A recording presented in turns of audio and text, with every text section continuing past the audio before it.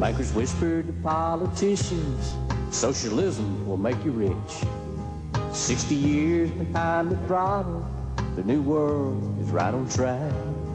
The United Nations Army will enforce their global plan. From Roosevelt to Clinton, they're traitors every man. Congress sold out the country, our treasury is broke. You can't redeem America with Federal Reserve notes. The ballot box quit working, the cartridge box is freedom's key. It's all over but the fighting, the fat lady's about to sing. They stole our silver, they stole our gold, they took our steel, they took our coal. They stripped our trees and robbed our road and sold our jobs to Mexico. Congress sold out the country, our treasury's broke. You can't redeem America with Federal Reserve notes. The ballot box quit working, the cartridge box is freedom's key. It's all over but the fighting, the fat lady's about to sing. You can call me a right-wing wacko, I read writings on the wall. I also read the Bible, God's hammer's about to fall. Sold out. The ballot box quit working, the fat lady's about to sing.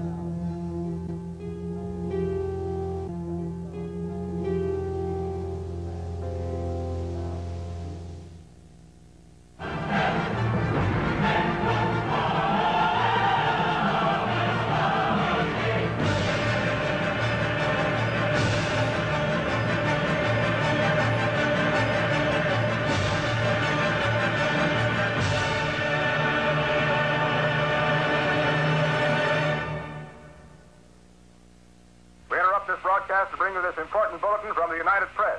Flash, Washington. We interrupt our program to bring you a special broadcast. The German news agency... We interrupt this program to bring you a news bulletin from Washington. Special report, verdict sparks violence. National Guard... Local governments almost have to go with their hat in their hand. We don't answer to the taxpayers or to your congressman, and we don't take no from anyone. We just want to take your land. Big Barn. Now we'd like to talk about that barn you plan to build out in your backyard. We have a special building fee. Just give us 40 acres free. Because we don't answer to the taxpayers or to your congressman, and we don't take no from anyone. We just want to take your land. And if you don't comply, we have ways to change your mind. We'll do almost anything to get our way. So just sign the dotted line. It's for the good of all mankind. Now, scheduled coming up in about 15 minutes, we're going to have Walter Burien on to talk about the biggest game in town, one of the biggest scams in the world, not just in this country. And frankly, you're not going to hear this anywhere else. We're going to be talking about the comprehensive annual financial reports.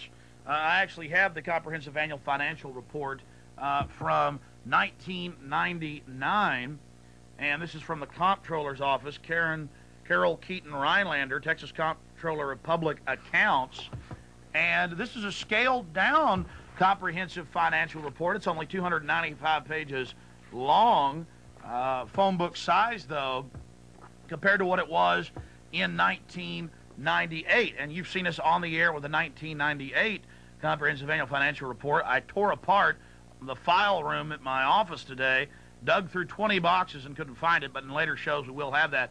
And you can go to the state free of charge and get 99, 98, 97, 96, going back 20 plus years, free of charge.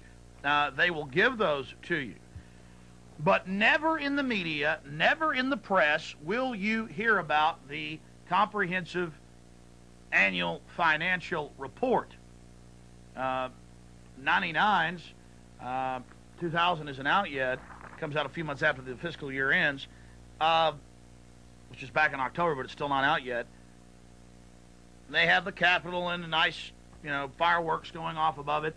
The year before that, it has the Guadalupe Mountains and cactuses and, pretty shot. No expense is spared. This comprehensive annual financial report is not as lavish as the previous comprehensive financial reports, and it does not give all of the numbers. And that is because of the pressure of myself and hundreds of other Americans in the media, in the alternative press, access TV, syndicated talk radio that is not yet controlled in many cases, reporting on this. You're saying, Alex, you're talking about a comprehensive annual financial report. I'm about to change the channel. Boring taxes. We know government's corrupt. We know they're pulling all kinds of scams on us. What are you talking about? Why should we care about this? Because it's the biggest game in town, folks. This is why your police are now wearing black ski masks. This is why they're getting armored personnel carriers. This is why cameras are going up. This is why they've put up microphones all over Austin, Texas, to little or no fanfare. This is why we're being wired for sound. This is why our driver's license have a digital thumbprint on them. This is why we're losing national sovereignty. Because, ladies and gentlemen, the comprehensive annual financial reports, and states, counties, cities, water districts, school districts especially, all have these. And if you type in CAFR, or type it all the way out, Comprehensive Annual Financial Report, into a search engine, you will see thousands of links to counties, to cities, to states, and to the federal government bragging, going back over years. Stuff going back to probably 1990 is on the web. The federal government has a whole website on this, openly admitting this galactic-sized fraud we're about to expose yet again here on the air. Now hold on to your hat, ladies and gentlemen. Strap yourselves in for what I'm about to tell you, and this is 100% proven from the state's own numbers, the county, the city, the feds, you name it. Let me give you an analogy to bring this down to earth. Let's say, hypothetically, I make $100 a week. Alex Jones makes $100 a week, hypothetically. But I tell my family, my wife and children, which I don't have, but again, it's a hypothetical example. I tell my wife and children that our budget, that we've got to stay on budget, that I only have on budget $2 a week. Now, I talk to my family. They see me doing bills. I put out a report on our finances every month. My wife reads it and looks at it. Absolutely amazing. She is thinking that we only have $2 a week to operate on. And I go over in a week. I spend $3. We're $1 on our budget in a deficit. We're $1 in the hole. What are we going to do about it? How can we stop this? We're in deep trouble. Honey, you're going to have to get a second job. I'm going to have to get a second job to pay for this. Now, I could have used $1,000 a week and said it was, I told my family that I have, $50. I'm using $100 because it's an easy number to understand. That's what government does. I didn't tell her about the 98. She doesn't know where I'm banking it, where I'm investing it, where I'm blowing it, what I'm doing with it. All she knows about is my budget that is $2 a week, and then I've gone over and I'm in a deficit. And to pay off that extra $1 a week we're spending, because our budget's $2 and we spent $3, because she doesn't know about the other $98 that I really made that week, she's going to have to go out and get another job to pay off that debt. This is what the state of Texas, that Travis County, that Austin, Texas does. In 1998, in the Comprehensive Annual Financial Report, the state of Texas had a $435 billion surplus. A $435 billion surplus. It was right there on page 8, on page 7, on page 6, just like the 1999 version. right there in their own report, ladies and gentlemen. Right there in their own report for the whole world to see. Every major media outlet gets a copy of this. They print up hundreds of thousands of them for the state of Texas. You pay for it. It goes out to all the major bond houses, all the major mutual funds, all the major companies like Xerox and Ford and you name it, Monsanto's. They all get it. This is the stuff that city managers and county managers and the financial directors talk about. This is the stuff they live, the stuff they breathe. They had $435 billion in Texas in surplus. And by surplus, I mean the Roman Empire had, had 1 million slaves at one time, but did they have a surplus? No, they always wanted more.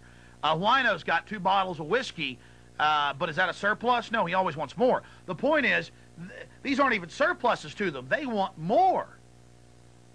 So back in 98, remember Bush was having the big fight with the Democrats on the surface over the $6.9 billion surplus. We had this huge surplus.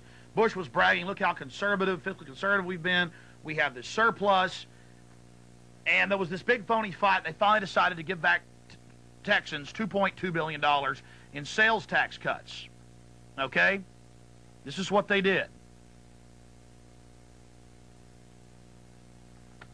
I mean, folks, this is so simple it's hard to explain. So they were telling you about a $6.9 billion surplus, extra money, and then had a big fight over where it should be spent or if it should be given back to you, when they really had $435 billion that was profits on investments. And we're going to have Walter Burian on a little bit later. We're going to go into great detail on this. It's one of the biggest secrets around, just like the Federal Reserve, being private and having private stockholders and being run for profit. There are no reserves. You can't audit it. It's just there, printing the money, ordering the Federal Treasury to do so. This is the scam. This is the biggest game in town. This is how they're running the whole ball of wax.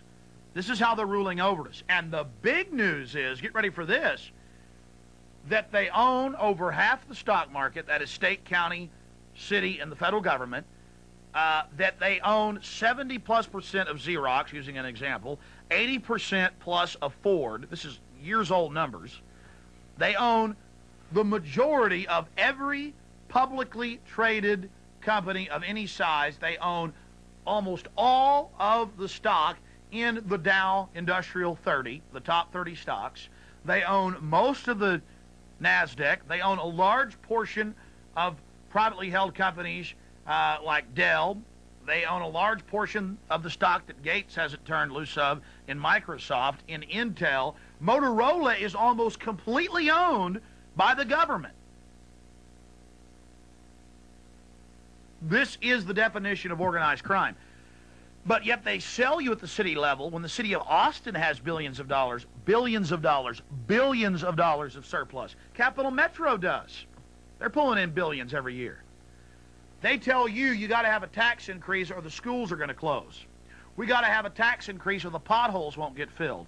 We got to have a tax increase or there won't be emergency radios in the fire trucks and EMS, in the ambulances. A patent, erroneous lie. Now you understand why government is so-called privatizing utilities and privatizing hospitals and privatizing roads and privatizing everything. Because they already own it all. Any sector they start privatizing means they own over half of it. Like when you hear out in California the big power crunch, whether it's because of privatization. The cities and counties in the state own 80%. That was even in the Associated Press today, of those power plants. Now, wait a minute. Before so-called privatization, it was actually privately held predominantly. Up is down, down is up, black is white, white is black. I want you to think about the magnitude of this. Because when they tell you that you've got to pay more taxes because of the deficit on the budget, that's like if I made $100 a week and I told my wife, our budget is $2. And that's all she knew about. She didn't know about the other $98 I'm making a week.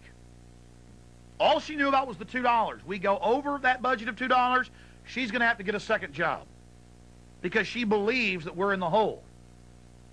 When in truth, I'm investing and saving or blowing $98 a week, and she doesn't even know about it because in the economic world today, everything is budgets. Take the federal government, $34 trillion surplus. You count state and local and water districts and schools in surpluses, that is in liquid cash each year, profit off of investments. Profit off of investments.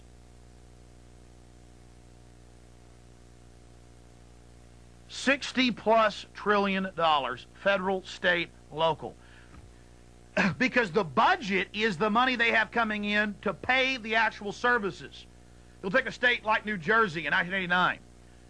$17 billion in bills and services and lighting and power for the government buildings, for the roads, for everything. They made $80+ billion in profits on investments. So you had $60+ billion being reinvested. It's an endless cycle. Within another 5 years, the government will own all of the stock that you do not privately held, and what the people hold is going to be such incredible peanuts compared to it, it won't even count. Now, how many of you knew that big companies, when they have stockholder meetings, have city managers and portfolio managers and folks from the National Association of Counties and Cities and governors there as the top people in that hall with that CEO up there? How many of you knew that people from Travis County, top officials, travel the country weekly to New York and Boston and Los Angeles and even here in Austin to go to these stockholder meetings and to see how their stock is doing? How many of you knew that? And here's the really big bombshell. How many of you knew that with the $60+ trillion surplus that is going on right now with state, federal, and local, that you could have all the government services that are here, expand them according to population, expand them taking inflation into account? You have to understand, ladies and gentlemen, that we would never have to pay taxes again, never pay taxes again, and that we would get a yearly or monthly, depending on how we wanted it, annuity check in the tens of thousands of dollars yearly. Now, you don't believe that? Alaska does it. Alaska has a system close to what we're talking about. And their people this year got $3,000. And that's just a small bit of what the oil and gas revenue is that the state takes in. And the people don't even pay taxes in Alaska. 1 million people live in Alaska, and they're not even paying taxes, and they're getting paid by the government. And that's not welfare, folks. That's not, you can't have a man in the house, and we're going to break up your family, and you got to put your kids on Ritalin and Prozac, and then we'll give you enough to barely live in a rundown rat hole that the government operates. We're talking about money coming directly to you. We're talking about never paying taxes again, phasing taxation out in 3 years. What is the alternative? The alternative is to allow state, local, and federal governments, school districts, water districts like the LCRA, building their giant complexes everywhere, to continue to take your tax money and invest it in the stock market, buy actual companies, start their own businesses. I mean, think about this, and they'll run everything. They already basically do. Think about the magnitude of that. They're telling you you got to dig deep and tighten your belt to pay off the deficit, no, the federal deficit, when the feds have $30+ trillion in absolute cream off global investments.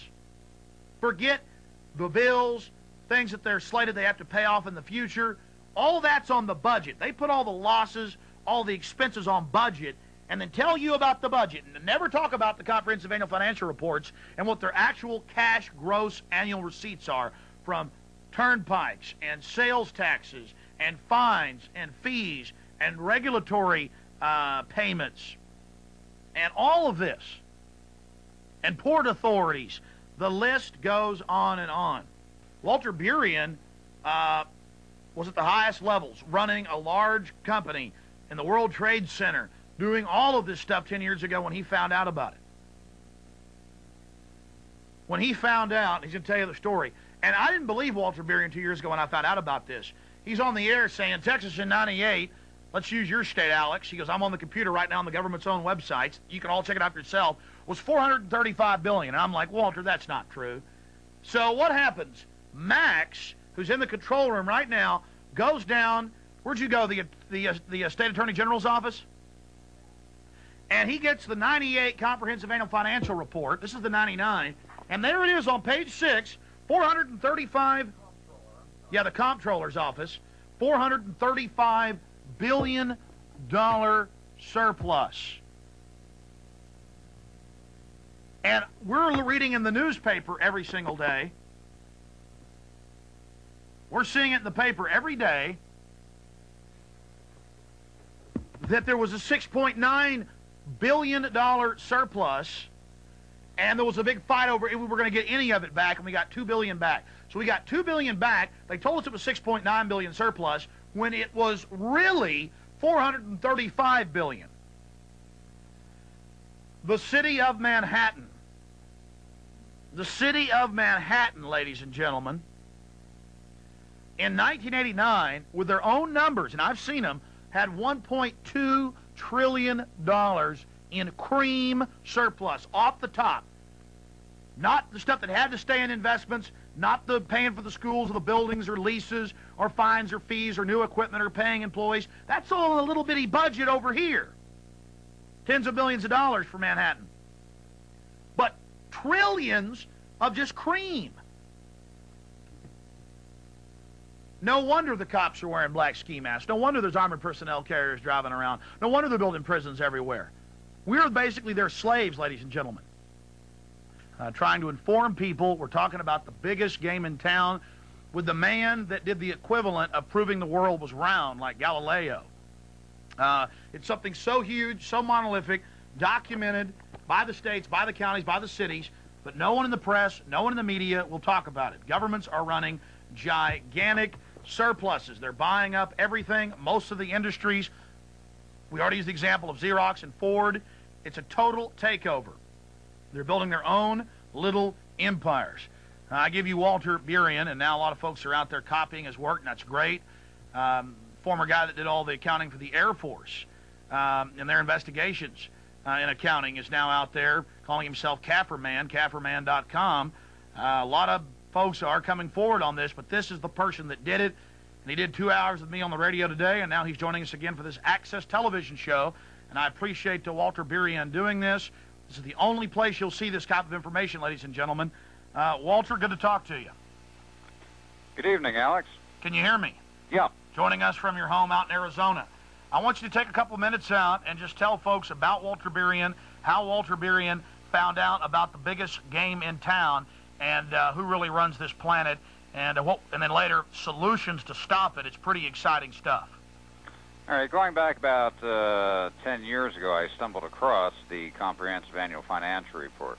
I was a commodity trading advisor, one of the first tenants of the World Trade Center back in 1978. Did a national news line coast to coast on commodities. Back in 1990, there was a governor who got elected by the name of Jim Florio in New Jersey. And he got elected on a no new tax platform. As soon as he got into office, $2.8 billion tax increase, the largest in the state's history. Well, the public was not pleased. And one of the local radio stations, 101.5 FM, two DJs, John and Ken, started doing rabble-rousing, taking calls from listeners on examples of wasted misspending. I was listening on the first 2 days, and I heard people calling in on examples of $5,000, $15,000. The highest figure I heard was $85,000. And I pulled out the budget report and looked at the billions of dollars that the state was dealing with, called into the radio program, and I said, come on, guys, you're missing the whole point. The state is dealing with billions of dollars.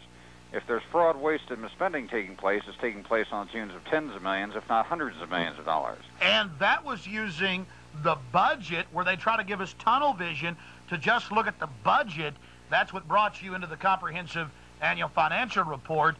You started doing a little bit of your own rabble-rousing when John and Ken challenged you, didn't they? Correct. They challenged us to start an organization to repeal the tax increase. 10 of us got together. I incorporated a group called Hands Across New Jersey. With the help of John and Ken, rabble-rousing 24 hours a day around the clock, we had our first rally down in Trenton, New Jersey. People converged from all the shore points in New Jersey.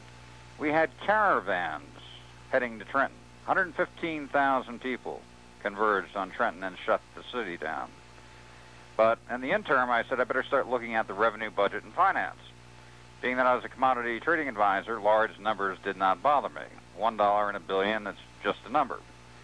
And I started looking at the budget report, and I noticed that all of the cash cow generators of state government, New Jersey Turnpike, Garden State Parkway, Port Authority of New York, New Jersey, no revenue shown on the budget report. I didn't see any large return from investment funds on the budget report. And I said they have to have a two-tier accounting structure here because I'm not seeing the complete picture. Now, the director of the budget, his name was Richard Keevy. He was on vacation till the following Tuesday of that week. I called his lower assistant, and the conversation went just like this. Hi, this is Walter Burien. I'm working on a report for Richard. I have to have it done by Tuesday when he gets back from vacation. I need all the figures on the autonomous agency accounts, interest accounts, investment accounts. And he goes, oh, you want the comprehensive annual financial report. Bing, first time I heard that before. He goes, yeah, can you send me a copy? He goes, well, I don't know. You better speak to Mark, the next one down from Richard. I called Mark up. Hi, Mark, this is Walter Burien. I just spoke to Jim. I'm working on a report for Richard. I have to have it done by Tuesday when he gets back. I need the comprehensive annual financial report sent to me right away. Got it that Friday. Being a bottom-line type person, I wanted to see what the totals were. Now, on liquid assets, investment assets for the state, in the comprehensive annual financial report, it was standing at about $188 billion. Now I start looking for the total cash gross receipts, the number one question IRS asked in an audit. Found it on page 174 under cash additions, all agencies, all departments, all sources. Here's a state with a declared service budget of $17 billion that was bringing in $86,799 million in cash for the year. I learned the definition of syndicated organized crime right there on the spot, and the principle of operation. The principle of operation was anything that was a cost and an expense, they left under the budgetary basis, and the public footed 100% of the bill for 100% of the services. Anything that was a profit center had the ability of being a profit center, large investment fund that generated substantial revenue, totally restricted by statute for no tie or inclusion whatsoever with a budgetary basis. And in New Jersey's case, they were bringing in $69 billion a year over what they were bringing in on the budgetary basis through taxation, fines, and fees. And for the lay person out there, boil that down for them. The difference between the budget and the real set of books, the comprehensive annual financial reports. Well, up until this point, and making this discovery, I always heard budget report. We have a shortfall of budgetary revenue. We have to increase taxes. Our budget is, for the school, for the police. We have to increase taxes. And the budget report is strictly the annual operating costs for that year. What they're bringing in, what they're supposed to be spending. It does not mention the total investments. It doesn't mention the total income, and it doesn't mention the total net worth. Just as yourself, Alex, if you're making $100,000 a year and your budget for operating your house was $30,000 a year, you could audit your $30,000 budget 100 times over, account for every nickel, dime, and penny. If you spent $29,000 this year on your budget, you'd have a $1,000 surplus. If you spent $31,000 on your budget for operating your house, you'd have a $1,000 deficit under your budget. And there's no discussion of the other $70,000. Correct. And also no discussion of your $1.5 million net worth that you've been building up over the decades. Never a mention. There are three words that a politician or the news media will not mention. Basic words. or expressions. The first one is, what is the total income? Gross receipts. Number 2, what are the total investments? Number 3, what is the net worth? And there's actually a fourth, which is very important. What is the growth? What has the growth been in 5 years, 10 years, 15 years, 25 years? Arizona is a good example. If you look at the 1984 Comprehensive Annual Financial Report, the state's service budget is $1.8 billion, and it shows total gross receipts of $2.1 billion, about a $300 million difference. 15 years later, going into the year 2000, a service budget reaching $14 billion and total gross receipts of $22 billion. So in the course of 15 years, a 1,000% increase in the revenue taken from the populace. That type of increase is unjustifiable by any means in a free society if it wishes to remain free. And the sound bites are thrown out to the populace, always. We have a shortfall of revenue for our school district. Look, crime, the little old lady's home, whatever. The politicians are using whatever sound bites they can throw out. They keep the public from looking at basic comprehension. What are the total cash gross receipts? All. What are the total investments? What's the total net worth? Never mentioned, never discussed. They always refer to the budgetary basis, as they, excuse my French, laugh their butts off all the way down to the bank every single day. We've allowed the vault door to stay wide open for the last 50 years. And by leaving the vault door open, in fact, with most people saying, vault? What vault? Those sharp little crackers, the ones running this show, okay, on composite government wealth in the upper echelon, you're not dealing with the Joe Six-Pack crowd betting $5 on Dallas. These are some of the sharpest crackers on the face of the planet who are quite ruthless, that have worked diligently to build their little empires within composite government and by use of the investment funds. And they know exactly what they're doing. They knew that they needed the cooperation of the syndicated media and education. The Comprehensive Annual Financial Report was created in 1946. Same year as the United Nations by the same people. Correct. It was a plan, an implemented plan to take over the wealth. And it's not a conspiracy. It's right here in Texas for 99 and 98, $435 billion surplus right there in it on page 6. But they were telling us that we had to increase taxes for the children. My point is, look at all the things they've done. The homes they've stolen, Walter, in the name of property taxes from old people that couldn't pay. The families that have been wrecked. Do a reality check, Alex. People busting down doors, raiding people's houses who supposedly haven't paid taxes, bank accounts being seized. All of this in the name of we got to run the government. We got a deficit on our budget. Meanwhile, you have this $60+ trillion today with state, federal, and local monies. And earlier on the radio today, we talked about how if we took that money, invested it with even a small rate of return of 4 or 5%, we could phase out all forced taxation within 3 years. And that's real math, real numbers. Instead, they're buying up everything. They're taking control. The big question is, Walter, where are they putting all of this money? The states, the counties, the water districts, the school districts, the feds. Where are they investing all this so-called surplus money? The list is too long to go through. And the example of Xerox Corporation. No one's seeing, so they have carte blanche to do what they want. The example of Xerox Corporation.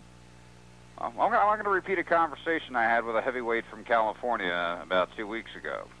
I briefed him on the aspect of setting up an annuity pension fund for the resident property owners and taxpayers, by which the surplus revenues are deposited into this account.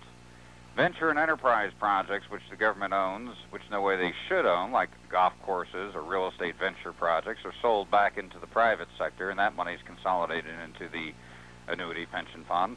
And where overgrowth took place, downsizing where appropriate. I gave the example of Arizona and their growth. All three areas create a phenomenal amount of revenue. And that annuity pension fund is written in stone, having the set principle of operation of supplementing that city or county's budgetary basis until canceled. In other words, you can phase out all forced taxation. And in fact, with good, prudent financial management, you'll have a surplus occur where you can issue a dividend return back to the resident property owners on top of no taxation. Now, the heavyweight said to me, he goes, Walter, that is perfect. That's what should have been done a long time ago, but it's such a massive structure. How do you ever possibly plan on implementing such a structure? My response to him was, I said, it's already been done. I said, composite government pension funds are standing at $28 trillion. They generated $4.3 trillion last year. Total taxation in this country, federal, $1.8 trillion. Take all local taxation, about $1.6 trillion. You're standing right now at about $3.5 trillion in total forced taxation in the entire country. The government pension funds generated substantially more than all taxation in this country. Through administrative action, you can establish the exact same program for elimination of all taxation in this country and implement it within 3 years, and in most cases phase out all forced taxation in this country. Now, Walter, the point I made on the radio today is people are addicted to their paltry little government paychecks, to the chicken feed we're given, the money they're using to break up the families. Can't have a man in the home. If you don't have a man in the home, we'll pay you. We'll put you in a nice slum. We'll ship in drugs so we can put your sons and daughters in prison. This police state system, people want their chicken feed. They want it. Even at the current numbers with a $60 trillion surplus, with state, local, and federal governments telling us they're actually running deficits when their own documents that they circulate amongst themselves brag that they basically rule the entire country and own almost everything, we have to make the point to people that even if nothing was downsized, even if things were expanded for inflation, that if this money was invested, even at a low yield return, we could phase out all forced taxation in 3 years. Now, if you sold off the golf courses and the hotels and the motels and made the government dump these stocks and the rest of it, then what you would have is enough money, like they do in Alaska. Last year, people in Alaska got $3,000 a piece from the government, a paltry part of their oil and gas revenues that the state government was getting. Now, I mean, for people who don't understand what we're saying here, let me boil it down to you folks one more time. In 1998, now the county, the city, the feds, the water districts, the school districts, countless other government agencies, healthcare groups, all this stuff, that they're supposedly public, government, they're telling us that they have to increase our taxes because we're running deficits. Then you read their own lavish reports, and all of them put them out because they trade these amongst themselves in this big empire building. They're all bragging to each other that they've got the biggest empires. Texas does it right here in this year's report from the comptroller. Not a word of the budget in here, folks. It's like me making $100 a week, but I tell my wife I make $2, and I tell her my budget is $2. She never hears about the $98. I spend more than $2. I spend $3. I say, honey, we're over budget $1. You're going to have to go get a job. And she goes, you know what? We got to tighten our belts. We will go get a job. Meanwhile, I'm investing that $98, or I'm saving that $98 every single week, and she never knows anything about it, and I'm taking her money and doing it. Well, we're the woman in the relationship. The government's the mean man here, to use popular nomenclature, and we're getting screwed. And the same folks that run the Federal Reserve run this system, and it is abominable. Walter, it's like on the radio today. We had a bunch of callers call in, and they still couldn't get over the fact that we have a deficit. Explain why they hype that up, the deficit pertaining to the budget compared to the real gross cash receipts the government's bringing in. Do you remember the example I gave to you on the phone when we were talking privately of you having two neighbors? Yeah. Can I give that example? Yeah, go ahead. Okay, say, for example, you have two neighbors, Bob on your right side, Jim on your left side. Bob comes knocking on your door. Alex, lost my job. I got to pay the rent. Can I borrow $500? And you're there. You're a nice person. You go, okay, here. Jim on your left side knocks on your door. He goes, hey, Alex, we're going down to the Bahamas this weekend. Drink Mai Tais on the beach. Do you want to come? We're flying out in my private Cessna. You're there. Sure, let's go. I can squeeze it in. You get back. Bob comes knocking on your door again. Hey, Alex, my wife's in the hospital. She's sick. She needs an operation. I need $2,500 or she's going to die. You're there. Okay. You give him $2,500. Jim on your left side knocks on your door again. Hey, Alex, we're flying over to Zurich for the weekend. Going to have breakfast. Do you want to come? You're there? Sure, I can squeeze it in. Well, you're going to watch Jim on your left side closer than a hawk, waiting for what's going to happen next. Bob, you cringe if you think he's going to knock on your door. You don't even want to think about him. Government constantly keeps taking more and more and more, and they have the public cringing. I don't want to think about it. I don't want to talk about it. I don't want anything to do with it. I'll pay my divvy and forget about it until next year. And they kept perpetuating their game over and over again. And the tens of thousands of people involved within the syndicate, and it is a syndicate, a corporate syndicate, sat there smiling and laughing every single day all the way down to the bank. Now remember, folks, this is not speculation. We're building a website. There are dozens of other websites of people that have copied Walter's expose, which Walter's actually happy about. So you type in CAFR into the net, Comprehensive Annual Financial Report, thousands of links will pop up. 98% of them are government bragging. Here's our Comprehensive Annual Financial Report. Counties, cities, water districts, the feds bragging about how they own 70+% of Xerox, how they own most of Ford, how they own most of Dell, how they own most of Coca-Cola, all of these publicly traded companies. It's a sick joke. So when you see that, I wanted to let folks be aware of exactly what that means so that they'll be able to write down. Back when Microsoft was having problems with the court, the head of the New York State Retirement Pension Fund for the state employees came forward saying, we think Microsoft is a good company, and we're not going to sell off our 78 million shares of Microsoft. You know, in Texas, I think it was Austin or Houston, the Board of Education last year, or about 2 years ago, Disney had made an objectionable film. Austin, and the Board of Education said, we're going to divest ourselves of our multi-million-dollar holding in Disney. And the public's saying, what are you doing with $40, $35 million in Disney? How much do you have in other stocks?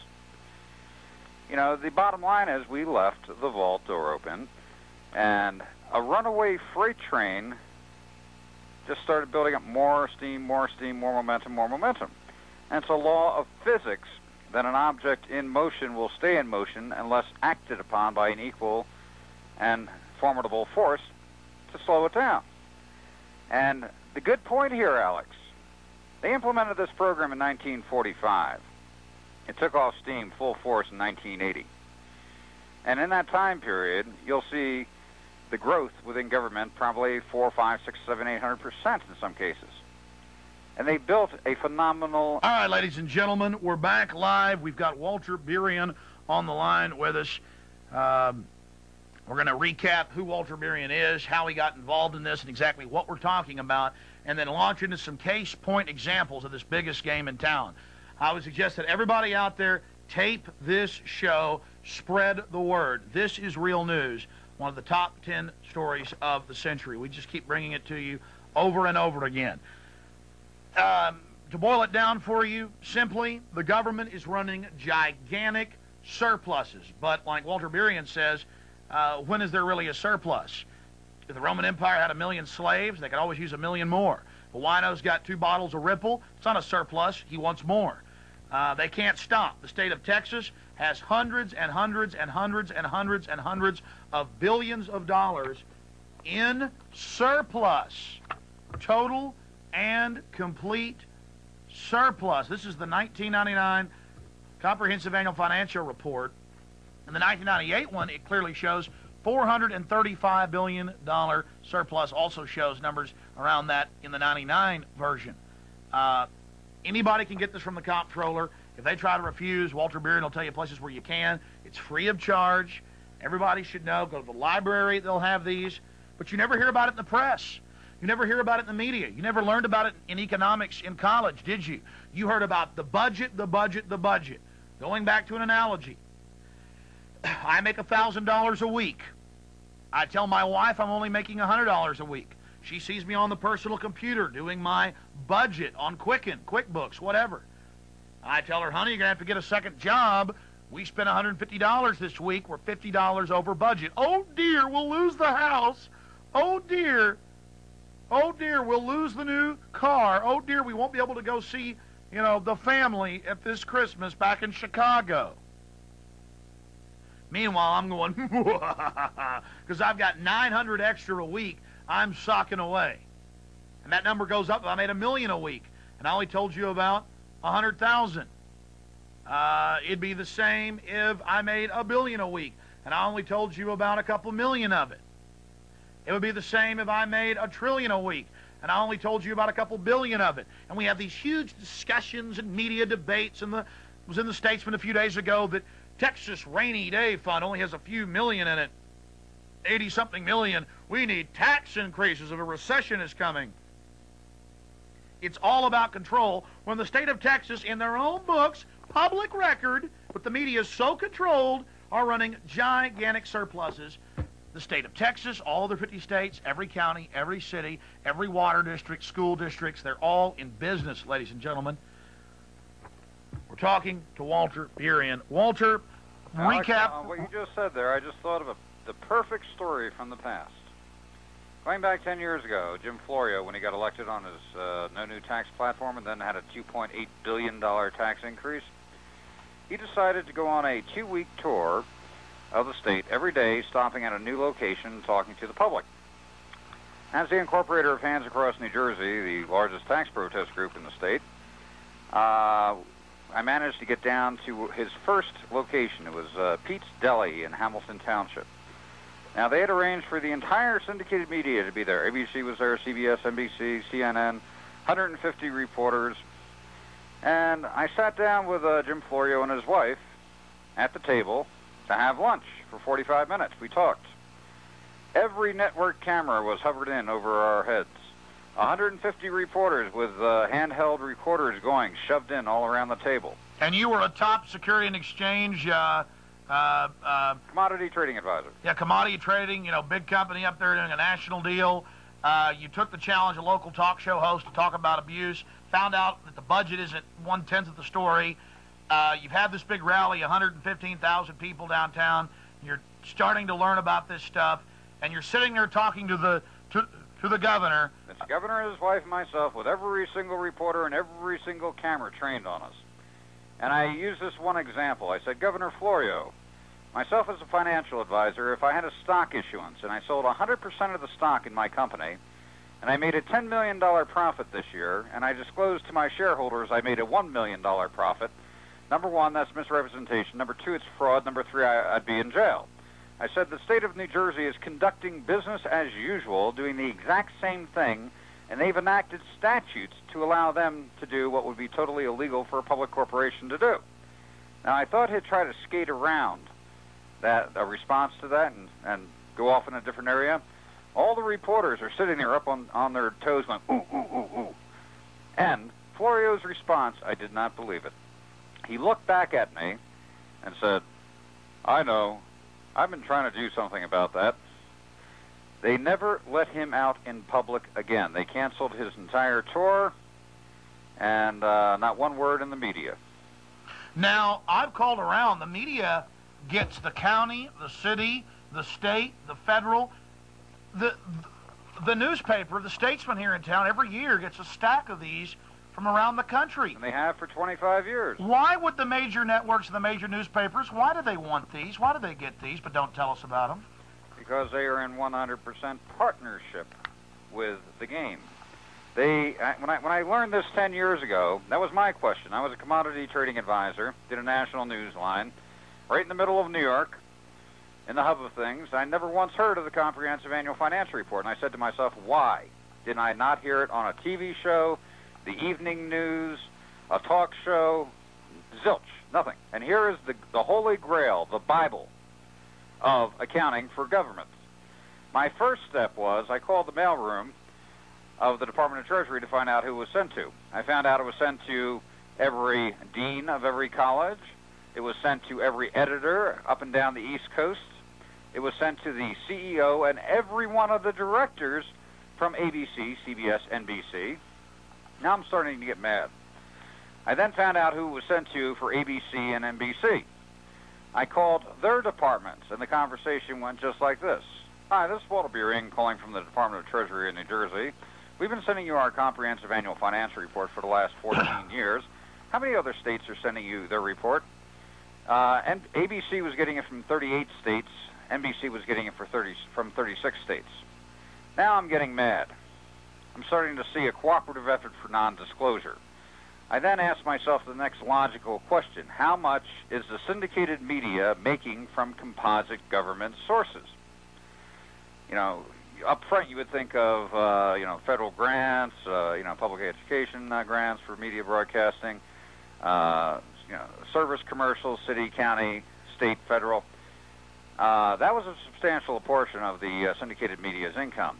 But then, realizing that composite government funds own the primary shares of major Fortune 500 companies, such as Xerox, over 78%, Motorola in the 60s, IBM, AT&T, they own that stock, and through the proxy votes, through the investment managers, they can exercise demands over those corporations on who to use on the marketing campaigns and the advertising.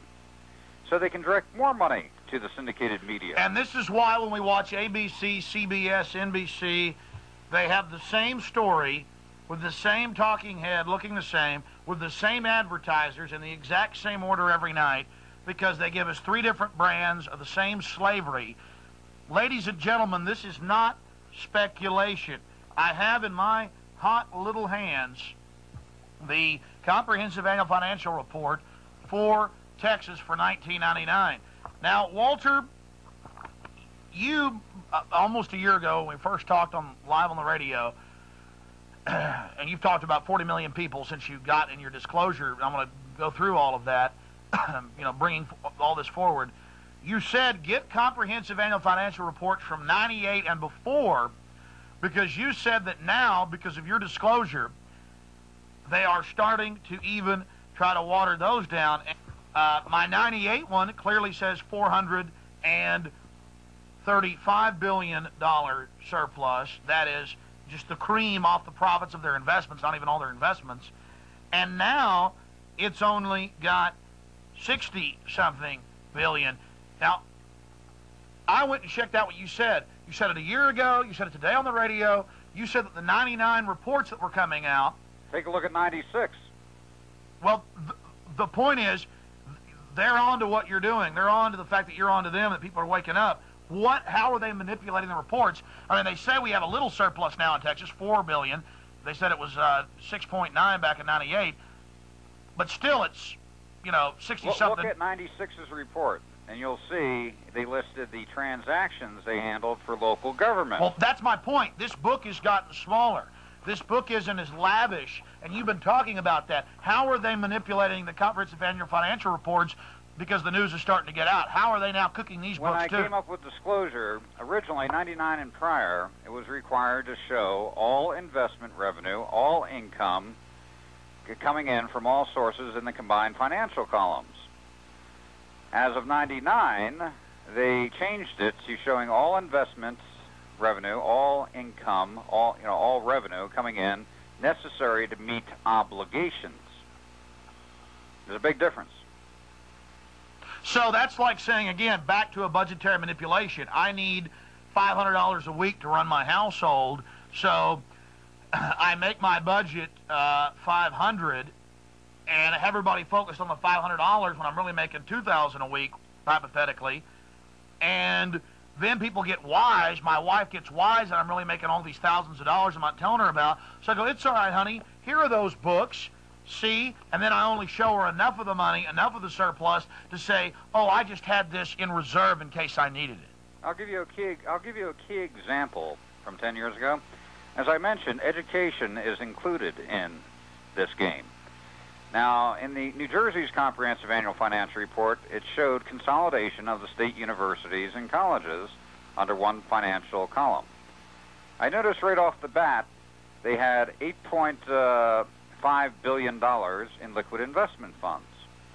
It showed that they made a $1.1 billion profit on their investment funds, for the year, bringing up their total to $9.6 billion. Are you with me? Yes.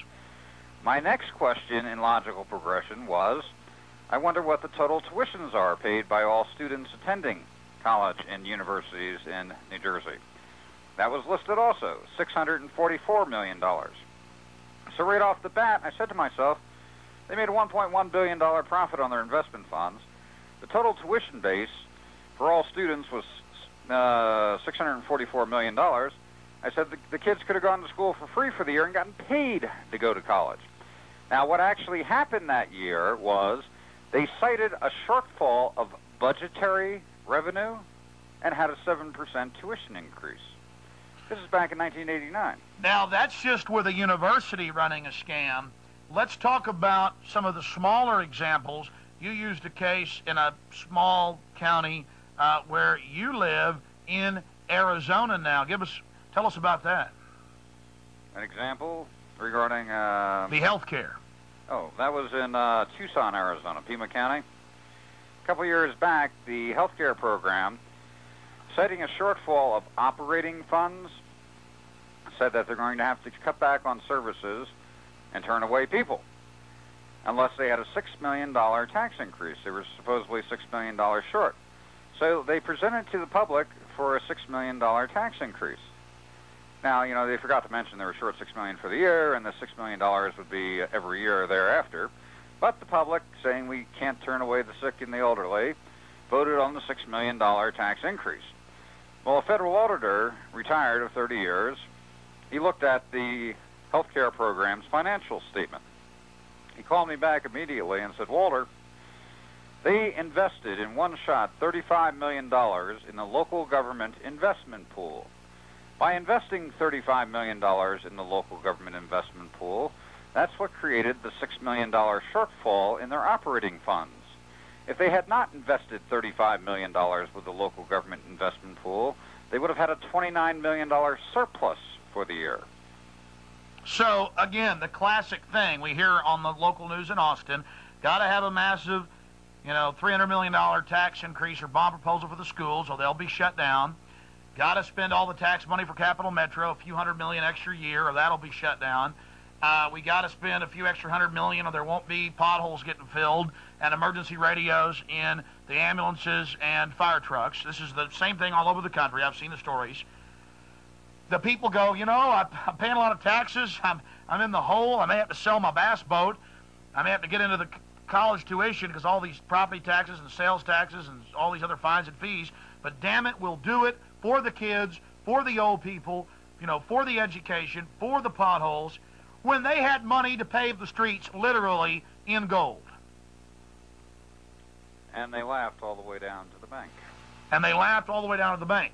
So boiling it down for the simple minds out there, and I'm not being sardonic, I'm not being patronizing to you, condescending, but I have to be honest with some of the viewers. They're going, but we got a huge deficit. Federal government's got a $5 trillion, $500 billion deficit. I heard it on the news. Walter, the numbers I've crunched from the government's own sites on the Comprehensive Annual Financial Report, anybody can go there on the web, federal government. They don't hide this stuff. They just know the media won't cover it, so you won't listen out there. They've got this $30+ trillion cream at the top. $30+ trillion cream. Just with the federal government, the states and the counties and the cities have more. This racket is everywhere. You talk about Pima County in Tucson, that was just with a hospital fund from the city where they spend, invest this $30+ million, so they have a budgetary shortfall of $6 million. Don't tell you about that. With the federal government, we hear all the time, well, we have this deficit, so we got to tighten our belts. We have to have a tax increase. We can't even have a tax cut. That's really what's driving this fraud, is people thinking we're in financial trouble when there's really giant surpluses. What's driving the fraud is the easy ability to build phenomenal empires just by structuring it and implementing it with the public sitting there saying, is there something going on? Not having the foggiest clue. And being that the public left the vault door open for the last 45, 50 years, phenomenal empires have been built, large and small. Well, I want to explain something that we closed the radio program today with. And we've got plenty of time now. You're going to be with us for probably another 40 minutes or so as we tape this program. But the point I wanted to make here is, Walter, I didn't believe you 2 years ago. I went and I checked this stuff out. You're a conservative guy. You're in there about the numbers, the facts, financial planner. Commodity trading advisor. Yeah, commodity trading advisor. You're sitting there looking at this. It's so big. It's like an elephant in the living room. It's hard to even discuss. It's like the simplest things. A lot of people can't even grasp it. But you said it, and you know, it's funny. I'll have the CEO of Taurus Firearms on, the fourth largest gun manufacturer, and I'll say, Mr. Morrison, are you aware that the United Nations is taking over the gun manufacturers, and that this UN, that this attack on the Second Amendment is from the UN? He goes, yes, I've been in State Department meetings. I thought he would laugh at me. This is a major CEO of a $100 billion company. He says, Alex, he says, it's absolutely amazing. He said, they're coming in, and I've been at tables with the UN at the State Department with other CEOs, and they say, we're shutting down the gun manufacturers. Either you join us and sell out to us, or your business is gone. It's all over for you. Andrew Cuomo of HUD threatening him, threatening all these other CEOs. He said it was organized crime. He said he thought he was in Nazi Germany. Mm-hmm. Then you talk about how in 1946, 1945, same year the UN is set up in this country runs the New World Order. It's not coming after us. We are it. We're the slaves right inside Rome. That they set up the 1313 patch out of Chicago, same year as they set up the UN, to formalize and standardize the National Association of Counties, the National Association of Cities, the National Association of Governors. And in 46, they created the Comprehensive Annual Financial Report. And then they created the Comprehensive Annual Financial Report. So it looks normal. It looks standard. Hey, everybody's doing it.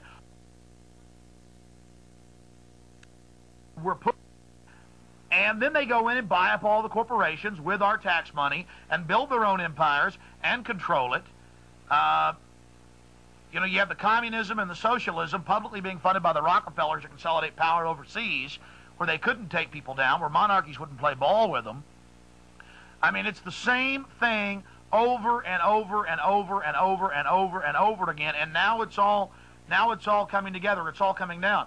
You talked about how you crunched the numbers of the states with the highest tax rates, the biggest governments, the biggest surpluses, with gun laws. Tell the viewers about that. About 4 years ago, I did a little chart comparison. I looked at states with the least stringent gun laws, and I looked at the states with the most oppressive gun laws. I made a chart, least at one end, most oppressive on the other end. I then looked at the states with the most taxes, fines, and fees levied per populace, and the state with the least taxes, fines, and fees levied. Put them in order, made a chart. Well, guess what? If you put the charts back to back, an exact parallel. The more taxes, fines, and fees extorted from the populace, the most oppressive gun laws possible. The least amount of taxes, fines, and fees extorted from the populace in a state, the most lax on the gun laws. Exact parallel. Elaborate on that.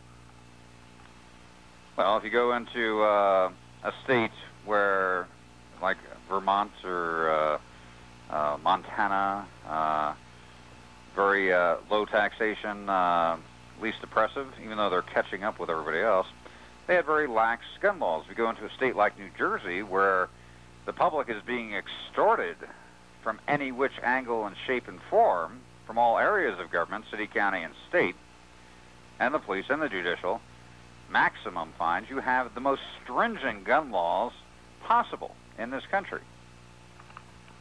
So it's simple. With financial slavery, with total governmental / private fraud in basic fascist collusion, with this type of development, you're going to have a disarmed population. Hence, Hitler was for gun control.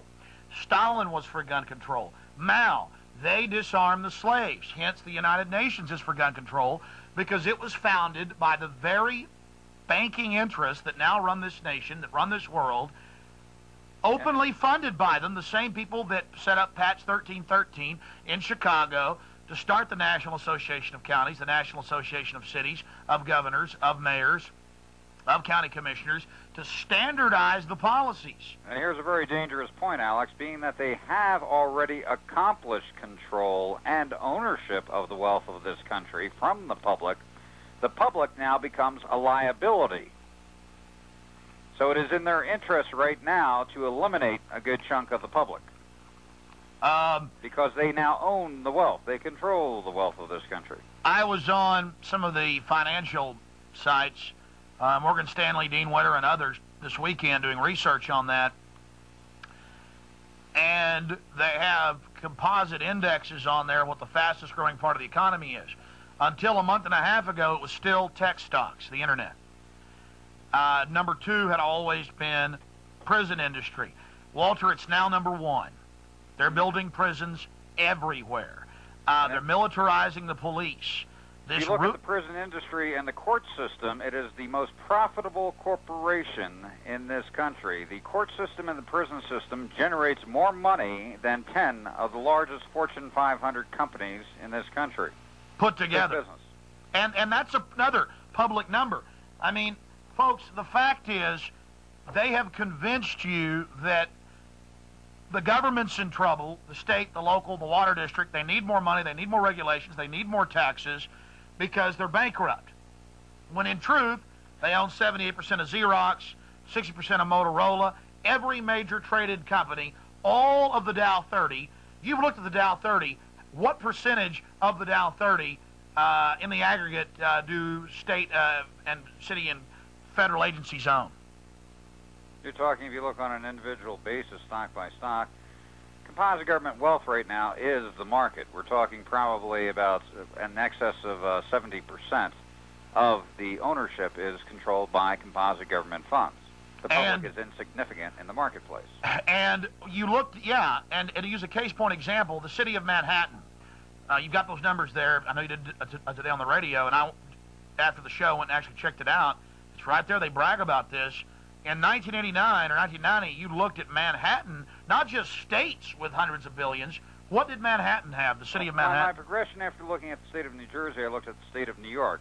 And the state of New York had approximately $535 billion. And then I got the city of Manhattan's report, which covered the boroughs, Bronx, Brooklyn, Queens, and so forth. They had $1.2 trillion, more than the entire state had on their books. And that's in cream. That's in private investments. And also, a couple of years later, Manhattan was crying poverty and had a tax increase. And then you look at the bailed out by the feds, supposedly. And you look at the so-called.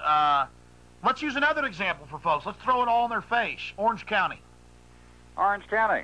You had a couple of slap-happy investment managers who were playing around with derivatives and got their fingers burnt. They lost $1.3 billion of the money. Well, a county just with derivatives, the most speculatory, dangerous thing in the market, just $1.3 billion, just a county. The derivative market, as said by Alex Greenspan several months back, he said he was concerned being that the derivative market was up to $80 trillion.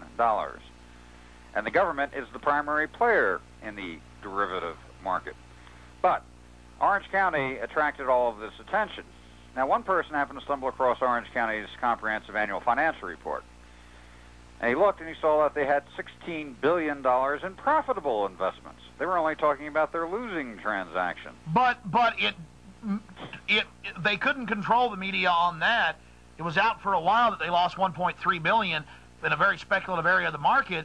But they had to have a tax increase, almost went bankrupt, so the people had to pay more, almost like that was done on purpose when they really had tens of billions of extra that was profitable in the market. There's an economist by the name, and he owns a bank, Anthony Hargis, out in California. He looks at comprehensive annual financial reports, determines that local government's cash position, and determines how long could they operate, existing from their existing cash without charging one nickel in taxes, fines, or fees.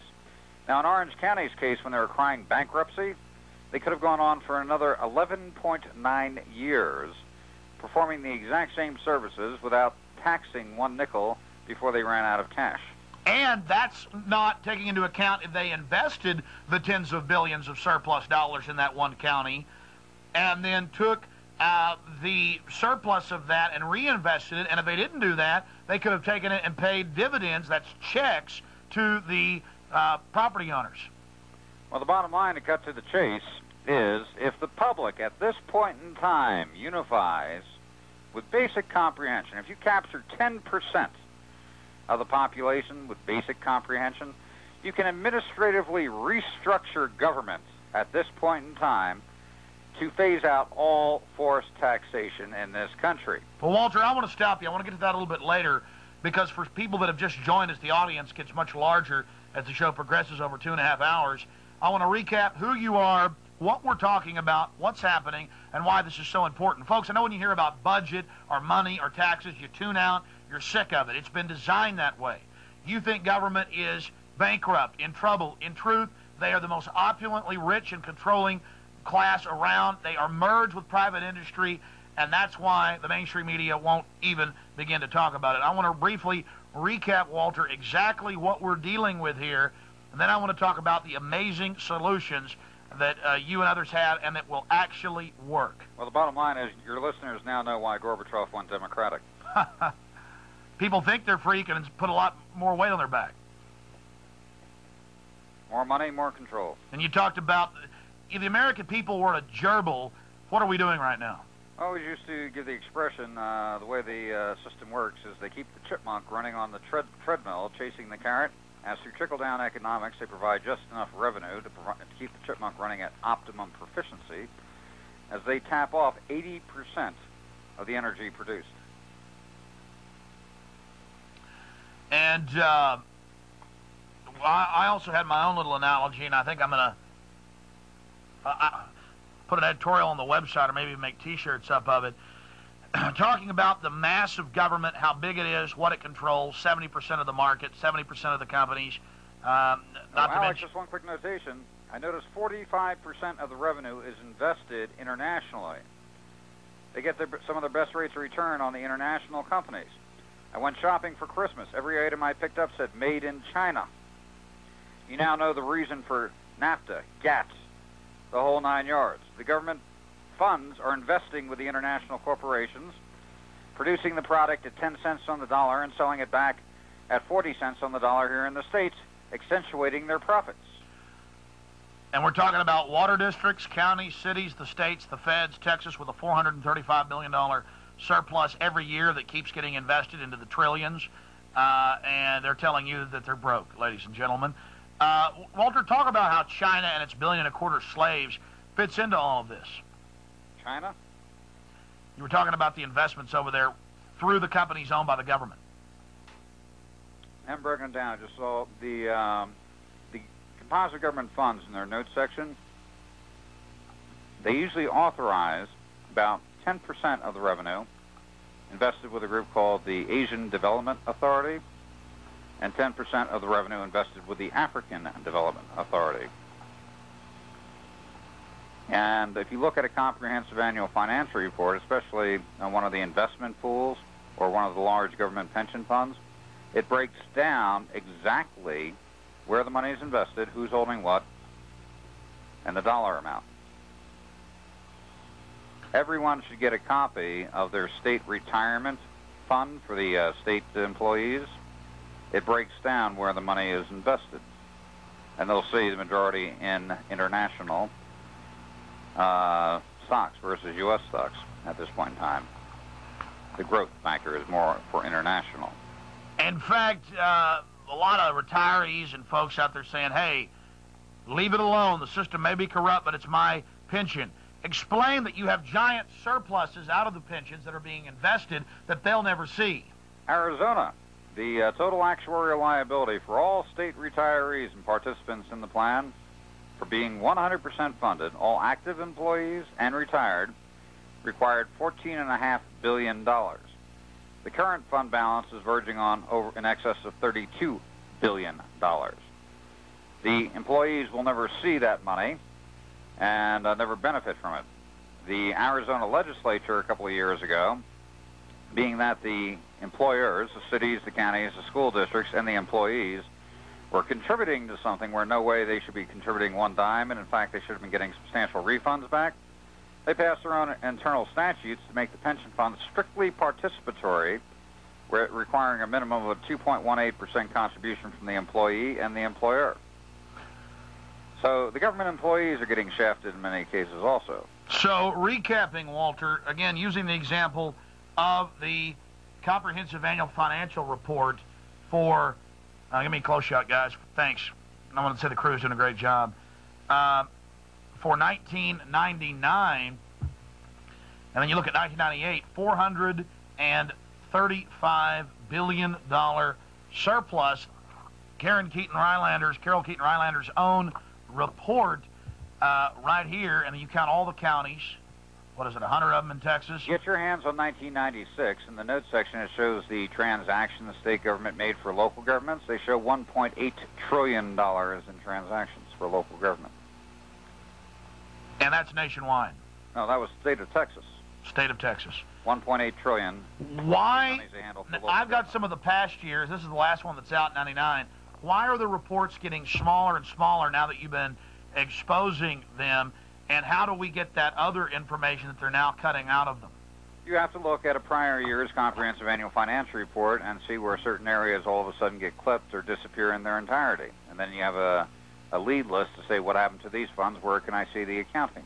And that's all because a successful commodities trader and financial advisor in New Jersey found out that the whole thing is a giant stinking fraud 10 years ago and started talking about it 3 years ago and made a documentary film and has done hundreds of radio interviews. Now, suddenly, I remember years ago, Walter, you could call and get one of these pretty quick.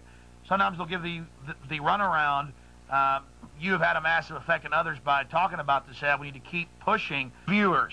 We're talking about budgets. We're talking about comprehensive annual financial reports. You're saying boring. Walter, recapping before we talk about the solutions. For people that have just joined us, explain the difference between budget, and how that's drilled into our head, and the comprehensive annual financial report. Well, the beautiful point... Explain the fraud to people, why this is the biggest game in town. The beautiful point here is that being that the government, for the last, since 1945, created this structure to take over the wealth, and they were successful. They have done it. So we're talking $60 trillion in composite liquid investment wealth held by federal and local governments. That's a phenomenal increase in 30 years. Now, on the composite government pension funds, they generated $4.3 trillion last year. Total taxation in this country in 1999 was approximately $3.6 trillion, federal and local governments. So composite government pension funds generated substantially over total forced taxation in this country. Now, can anyone see, with simple administrative action, restructuring composite government through consolidation of the surpluses into an annuity pension fund set up for the resident property owners and taxpayers, sale of venture and enterprise projects, which government now owns, but they shouldn't, like golf courses, amusement parks, real estate ventures. Hotels. Sell it back to the private sector where it belongs. That generates a phenomenal amount of revenue for consolidation into the annuity pension fund. And where overgrowth took place, downsizing, because they're collecting the money to pay for that excessive growth. So with downsizing, that revenue becomes available for allocation into the annuity pension fund set up for the resident property. Yeah, we're about to get to that. The solution is $60 trillion in investments and cream and private that just keeps rolling. They've got 70% of the stock market. That is governments, state, local, federal. They're militarizing the police against us, treating us like slaves, squeezing us, saying they need more when they basically already own everything. Even your mortgage is predominantly owned by government interest. I like to use one example, Alex, which is very simple and very basic, but 100% true. If every one of your listeners had an 11 and 12-year-old boy, and they gave him carte blanche to write their own allowance check each week, and you made $1,200 a week, within no time, they'd be cutting a check for $1,000 a week. And if you told them you're going to cut them back to $800 a week, they'd kick, they'd scream, they'd holler, they'd use any logic available to them to justify how an 11 and 12-year-old boy could not survive on $800 a week. There is no difference here whatsoever. You just have bigger boys and sharper players. But recapping for those that are just joining us, and I know you've gone over this 1,000 times, Walter, the difference between the budget that we always hear about in the press and this big secret, the comprehensive annual financial report that all the media and everybody else, the corporations, know full well about because the government is their owners. Well, the bottom line is the budget is strictly annual operating expenses, what they're going to spend for the year and what they're going to bring in for the year. So all of the losses are there? The expenses for operating government and what they're going to tally and tax the public to perform these functions. And people think that the budget is the whole financial universe of government and private industry, but in truth, it is the Comprehensive Annual Financial Report. Isn't the second set of books, it is the books.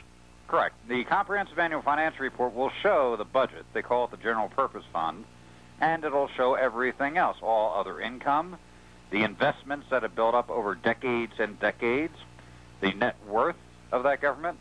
You know, if you lost your job today, Alex, okay, how are you going to pay for your budget, for your house? Well, I'd have to work for another radio network. No, you couldn't get a job. You were disabled. If you had an investment fund, say built up over the last 20 years, equal to $1 million. Well, see, I'm not like the government and these private corporations that work together. I'm not out there with cops squeezing people for money and taxing the daylights out of folks and all of this. I don't have any money. I did a little logistical survey, even in my own hometown here in Prescott. I looked at taxes, fines, and fees levied against the public and traffic fines via population 20 years ago versus today. 600% increase per population. It's a revenue-generating venture. I mean, if you could pull people over and clip them for $100 any day of the week, you become a millionaire overnight, correct, Alex? Yeah. And you hire the cop. Well, hold on. You hire the cop. Now they're only hiring cops with low IQs. That's even been in the news. You hire a cop that'll go out. You pay 30-something grand a year. He generates you $1 million. And you just expand and hire more cops. You got the people begging for more cops for some reason when we got more than we ever needed. The number of cops has doubled in the last 8 years. The number of prisons has doubled. The prison population has doubled. People are still begging for more, begging for more, begging for more. Government owns everything. They're expanding. I go back to, you now know why Gorbachev went Democratic. Talking about these empires, these water districts, these city councils, these county commissioners, how do the politicians and the minions running these little empires, how do they themselves profit out of this scam?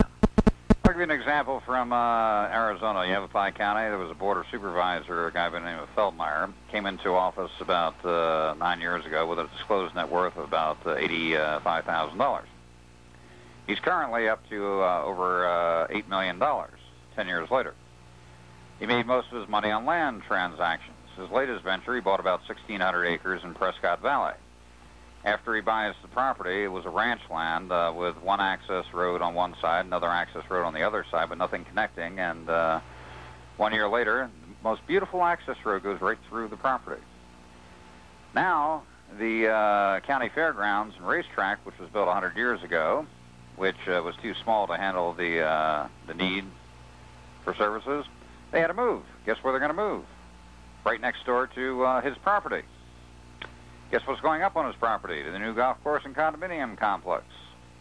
Where's the money coming from? The county bank, run by the boys. They'll pull out $5 to $7 million on that venture alone. And that's just one little county out of hundreds of counties in this country. And there were a lot of people complaining about him, so there were two groups that started a recall petition against him. And they were the regular, public tax protest groups, and they were slowly getting signatures for a recall. He gets his best friends to start a third recall petition against himself. They immediately get all the signatures required, being that they're well networked, and complete the signature requirement. And then they go to the Superior Court judge, his best friend. I'm an elected official. I can't have 3 recall petitions against me at the same time. You're going to have to invalidate 2 of them. Guess which 2 they invalidated? The citizens' recall petition. The third one started off by his friends. Guess what happened to that? Got dropped. Dropped, correct. The game is absolute, and we're talking millions of dollars. It's not the Joe's six-pack crowd betting $5 on the football game, who's going to win on Dallas. These guys have worked hard to build their little empires. You know, if you went to a cocaine dealer and said, I heard you were dealing $5 million of cocaine this year. Is that true? Oh, you're crazy. I've never even touched this stuff. I don't even know what it looks like. You know? They're going to perpetuate their gain. There's a lot of money involved here.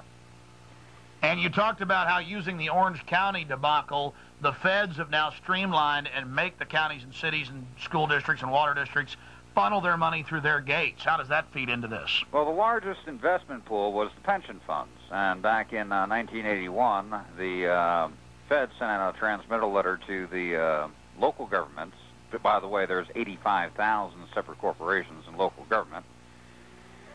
They sent out a transmittal letter saying, you and local government have very odd and peculiar rules regarding the management of your pension funds, which keep you restrictive from using such trading vehicles such as derivatives, options, advanced forward currency transactions, puts, calls. This costs you billions of dollars each year. CalPERS, which did very well for the California pension funds, have reorganized under a national program, which we recommend you participate with. Under this program, you will not be restricted to not using derivatives, futures, calls, puts, and options, and thus you can benefit. So in 1981, they created the Mega Market Makers accounts through consolidation of the government pension funds. If you look at the exponential growth in the Dow from 1981 forward, you now know why. Composite government was securing their open interest and takeover of the marketplace. And now they're working on the international marketplace. How does the United Nations fit into this with the desertification treaty that the Republicans accidentally passed after Clinton signed it? They didn't mean to give the United Nations 70%. Let's go back. They gave them 70% of the control over 70% of the land in our country, 100% of it. That's public record now, folks. October 18th, 2000 passed. I thought it was bad 4 years ago, the UN taking over the national parks and monuments. How does the United Nations fit into this? Because the same big bankers that set up the UN are now giving it control over our country. Why is that happening? Let's go back to 1945. There was two pesky little documents that existed in the United States which protected the populace. We had the Bill of Rights and the Constitution. This kept the powermongers from having absolute control over the people. Well, let's create the United Nations, 1945. Corporate headquarters, New York. Let's pay 65% of the dues for all of the member nations so that they will participate so we can give some kind of validity to this organization. We don't care if we give them a loan and they default on it after they pay their dues. The IMF will pick up the tab. So here we have the United States boys creating the UN. Now they are giving authority to the UN for judicial, administrative, military authority, property, because the UN is not subject to those two pesky little problems, the Bill of Rights and the Constitution. Thus, the boys controlling the show now have a vehicle they can use, the UN, to control the populace of the United States that is exempt from constitutional law and the Bill of Rights. And on the screen, we're going to put up Infowars.com that has the desertification treaty and other details and links directly to Congress at Infowars.com for folks to check that out. And I am building a site with Walter Burian's information on Infowars.com about the comprehensive annual financial reports, and that will be up sometime next week. And if you just type in CAFR, CAFR, into a search engine, you'll get thousands of links to government websites bragging about how much money they have and how much stocks and bonds and how many companies they own. It is empire building. Keep in mind, Alex, they have perpetuated this empire and they are growing unabated. They have accomplished their objective, the complete financial takeover of the wealth of this country. All right, recapping. The public continues to fund it. Recapping, Walter, microcosm, there's counties, cities, states, the feds, cappers. They only tell us about the budget in Texas. Oh, we had a $4 billion surplus in 99. We had a $6.9 billion surplus in 98. We have this big phony political fight between the Republicans and the Democrats, the same people at the top, the same committee people, fighting over how much of that. Hold on. $1 billion surplus going into the year 2004. Yeah, fighting over how much of a surplus we'll have, how much they'll give us back in tax cuts, when really in 98 they had $435 billion. The point is, they don't need more money, they don't need more taxes. Taxes could be completely phased out. Now, Walter Burian, give us the solutions of how this problem could be fixed here in the next 10 minutes. Well, as I mentioned, I talked to a heavyweight in California and briefed him on the proposal of setting up an annuity pension fund for the resident property owners and taxpayers at a city level, county level, and state level, whereby the surplus revenues are deposited into. The venture and enterprise projects, which no way government should be owning, are sold back into the private sector, golf courses, the whole nine yards, phenomenal assets, which they should not be owning, and where overgrowth took place, downsizing. I gave the example of Arizona, 1,000% increase in 15 years in revenue taken. With those three areas, you create a phenomenal investment pool of funds under this annuity pension fund for the resident property owners and taxpayers.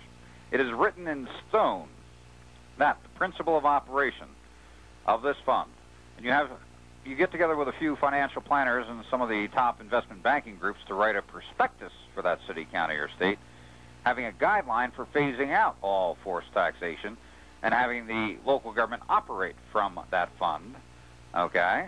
You have the ability of phasing out all taxation in that city, county, or state, and under good, prudent financial management, providing a surplus there whereby the local residents and property owners get a dividend return on top of no forced taxation. It can be done all across the country. What is required at this time is to get a model up on the playing field. Target one city, one county. County would be better, because if you pass it on the county level, every city within that county becomes subject to following the principle of operation of the restructuring under the authority of the will of the public. Now, Walter... And he said, this is a massive structure, Walter. How can you possibly implement it? It would take so much time. And my response was, it's already been done. Now, Walter... government pension funds generated $4.3 trillion last year. That's more than all forced taxation in the country. Now, Walter, before we get back into the solution, I want to remind people of the fact that not everyone in government is even aware of this. In a county, in a city, at the lower level, who are the players that have to be aware of the full nature of the constructive fraud of this organized crime syndicate? Your city manager is going to be aware. The treasurer of a state will be aware. The auditor general of the state will be aware. The investment banking groups, they're quite aware of the resources. They're constantly bidding to get the money to manage. The best place to look is the Auditor General's office. He gets copies of every single report submitted by local government. So if the city of Austin is refusing to give locals a copy of their comprehensive annual financial report saying, what is that? I don't know what that is. I never heard of those. Yeah, you can call the Auditor General's office and they'll say, well, I'll use an example. I'm making up a name here, but Jim Miller produces this for the CPA firm of Smith, and Barney, and their address is, and their telephone number is, and they've prepared the report for the city of Austin for the last 5 years. And I know exactly who prepares it, where to get a copy, and when you go back to your city and they play dumb, being that you said that, a year and a half ago, I got a call from someone in Pennsylvania. They said, I just spoke to my congressman. I'm good friends with him, and he never heard of this before, but he's going to look into it, and he said he will definitely take some action on this issue as soon as he finds out about it. And, I kind of smiled, and I said, I'm going to put you through on a conference call. I called the mailroom from the Department of Treasury in Pennsylvania that put out the report, and I just basically said, this congressman, it was like about a 4 or 5 term congressman. How long has he been getting the report? Well, he's had it sent to him for the last 8 years. Where did you send it to? We sent it to his office, except for 2 years ago. He was on vacation in the Bahamas, and we sent the report to him in the Bahamas because he wanted to get it while he was on vacation. So here is the congressman saying to his constituent, I never heard of that before. I'm going to have to look into it. And here I confirmed to the person that the person's been getting it for 8 years, and in fact specially requested the report to be sent to them in the Bahamas. Now, we're about to get back into the solution. For those that don't know what we're talking about, the budget is one small little thing. What government spends in the services, whether it's checkpoints or stealing your children or cramming Ritalin down their throats or actually paving a road like they're supposed to do. And they say, if you don't give us all your money, you're not going to have the roads paved because we're broke. When in truth, here in Texas in '98, $435 billion cream surplus after everything they'd spent just sitting there. 435. When they cry poverty, saying the road has to be improved, we're going to have a bond issuance of $150 million to pave this road.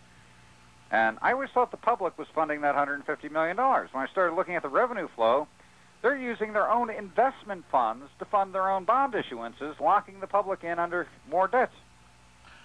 Now, Walter, getting back into solutions, if we had people that could take over a county, and let's say a smaller county that only had, 200 million, 100 million in surplus and investments, how would it work? How would people do it? I mean, if you walked around and gave out prospectuses and showed folks, hey, this is the county's real surplus, Let's vote in good people. Let's get those fraudulent voting machines out of there with our county clerk here in Austin, who's been caught several times doing it, Benedict Dubois. Let's get control of the county.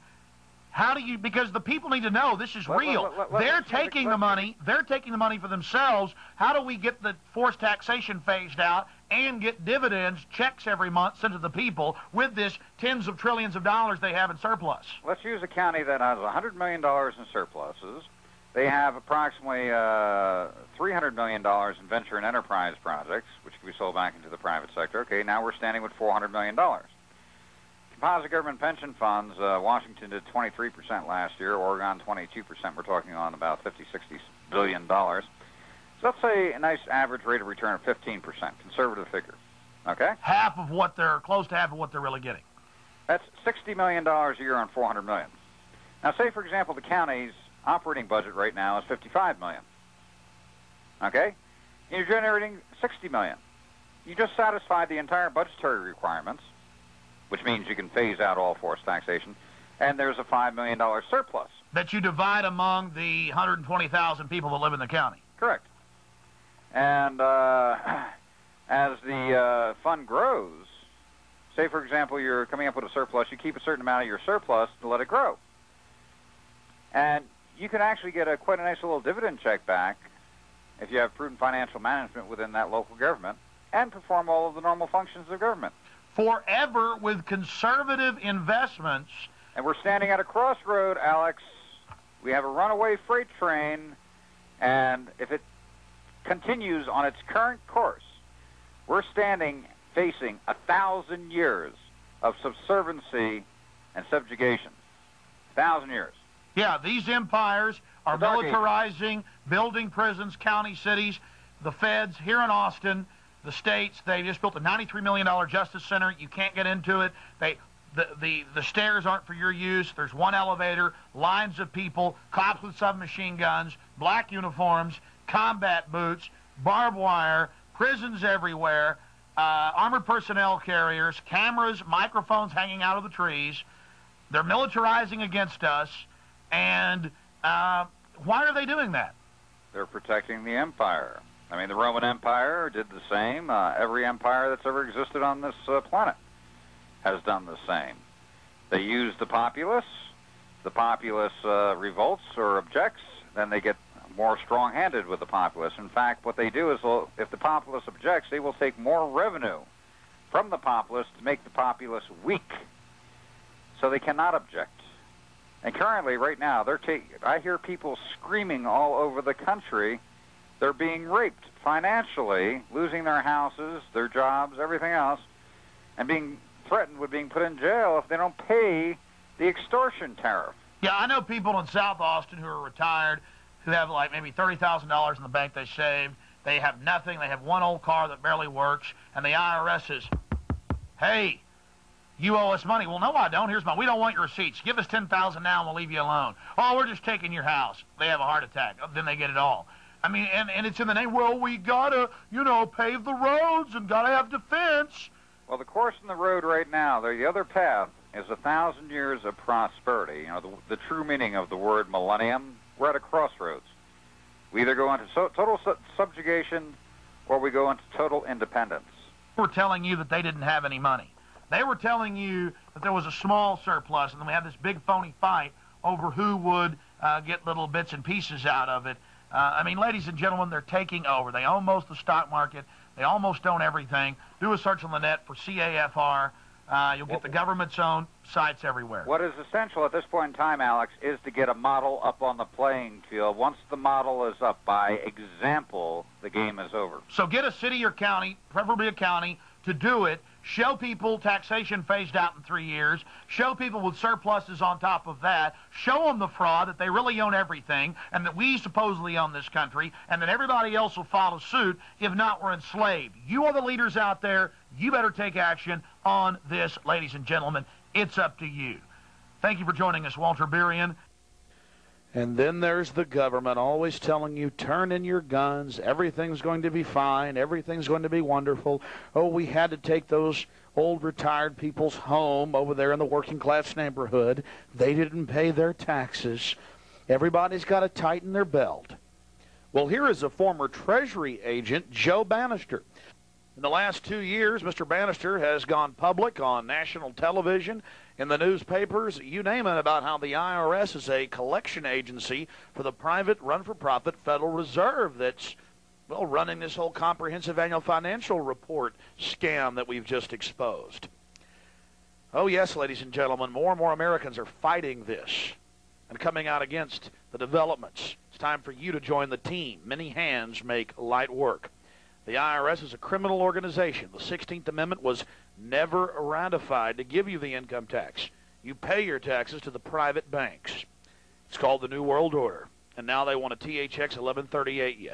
That is, dumb you down 110%. Well, we're here in Northern California, and a few weeks ago on my radio program, we talked to Joe Bannister. In fact, his story's starting to gain a lot of attention. There's going to be an article in Media Bypass, and he's been doing a lot of radio interviews with people that are interested in the truth of what's really happening. He also has a website that contains the letter that he wrote to the IRS Commissioner, Charles Rossetti. And again, his name is Joe Bannister, and he was a special Treasury agent assigned to the IRS to investigate people that were filing fraudulent tax returns or simply hiding assets. And thanks a lot for spending some time with us, Mr. Bannister. God bless. Thanks, Alex. Basically, just start out and tell us a little bit about yourself and how you stumbled upon the truth. Well, I started out as a CPA. I worked in public accounting, and I decided that I wanted a little more excitement, and decided to become a law enforcement officer in the federal government. Well, the Internal Revenue Service is his job is to collect income taxes and some excise taxes. And the Criminal Investigation Division, of which I was a part, investigates criminal violations of those tax laws. And when did you start to, well, tell us how it all began. What made you first want to investigate the Internal Revenue Code yourself and not just take the manuals and the codes that you used when investigating tax evaders? Well, in December of 1996, I was listening to the radio here in the Bay Area, and I heard a lady named D.V. Kidd come on the radio, and she started saying some very unbelievable things, like the income tax was voluntary, that the 16th Amendment was never ratified, and that that federal income taxes don't go towards providing revenue for the U.S. government. And I thought those claims were awfully outrageous, but she was talking about it on a radio show hosted by a man who I trusted, and that made me want to dig deeper and see what it was she was saying and what evidence she had to back it up. Absolutely. And so, in 1996, you started investigating. How long did you investigate before you came to your conclusions? A little over 2 years. So I basically, my investigation ended right about the time I was forced to resign. Can you tell us that story and also get into some of the things that you uncovered that are historical? Well, I'd say after a good year and a half, I basically in my mind came to the realization that all her claims were correct, that in fact the income tax was voluntary, although it sounds kind of strange to be saying that, because we all know that people go to prison, they lose their homes, they have their wages garnished. But the reason that the IRS constantly refers to the income tax as being voluntary is because of our U.S. Constitution and the severe limitations that are placed on the federal government's ability to tax us. So there are only certain forms of constitutional taxation. That's correct. That our income taxes do not, provide revenue as I always believed they did. It's more like a cash advance type system where the federal government borrows fiat money from the Federal Reserve, and then our income taxes are used as a vehicle to pay interest on that debt. Well, the printing of the money, another thing that I found out, which totally surprised me, was that they print the money, and there's no value to it, and they, in a sense, print it and out of nothing. They make it out of nothing. simply because they have the power to force us to use the currency. And it's kind of like a rat in a maze. And we never question the maze itself, never think outside the box. And that's why you're rare. Well, more and more people are in government standing up, because it's becoming more and more clear. But it's still rare in the IRS, Mr. Bannister, for somebody to actually pull back and see this. What was it like, let's say, a year into your studies? Because you said you studied for about 2 years before you finally made your decision with the evidence. What was it like about a year into it? It was very difficult, because I took the job thinking that I could use my financial skills to fight crime, go after the bad guys, and I did. You know, money launderers, drug smugglers. One particular case was even featured on America's Most Wanted, so I was really enjoying myself. So it really it shook my belief system to its very foundations, and it was really very difficult for me to continue doing the job and excelling at it, because my mental state was, it was difficult, you know, to go to work every day, even though I wasn't daily, you know, arresting tax evaders or people that didn't file tax returns. I wasn't personally doing that, but I still just felt really, it was very difficult to just go through the day-to-day process of the job, knowing what I was finding out, and not because you found out that you were putting people in jail for something that the very system itself was doing. At least the agency as a whole was doing that, and I felt that sooner or later I needed to start speaking out publicly, because I felt, you know, clearly a tax can only be voluntary or mandatory, and if it is voluntary, then it is wrong and illegal to prosecute, harass, seize money from people who don't volunteer. Where does the money go? They throw this fiat money out there. We take the money up, and correct me if I'm wrong, we put labor into it, we work to attain it, and thus they steal our labor. In a sense, that's correct. I mean, for quite some time, I'd hear D.V. Kidd talking about, you know, the Federal Reserve and how we're slaves, and I didn't really understand what she meant.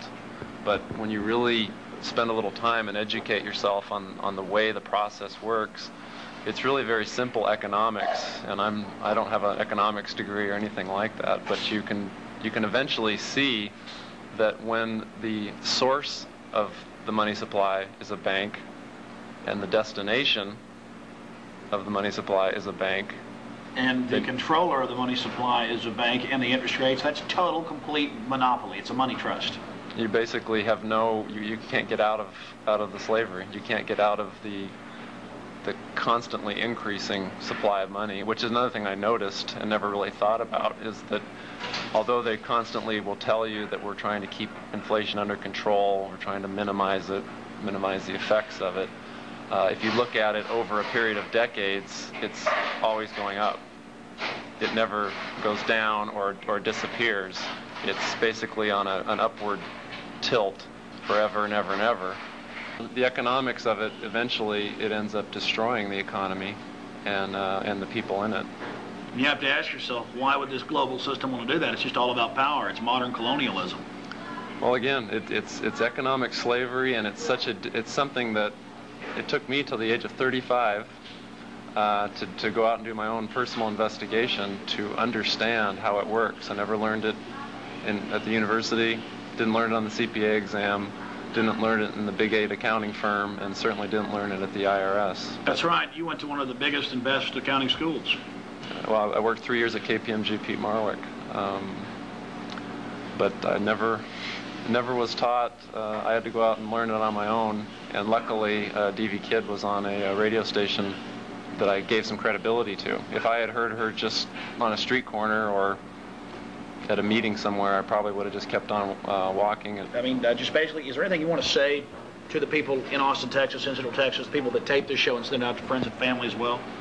I guess the only thing I would say is I've seen evidence of an orchestrated campaign of painting a broad brush over people like Alex, who really are telling you the truth.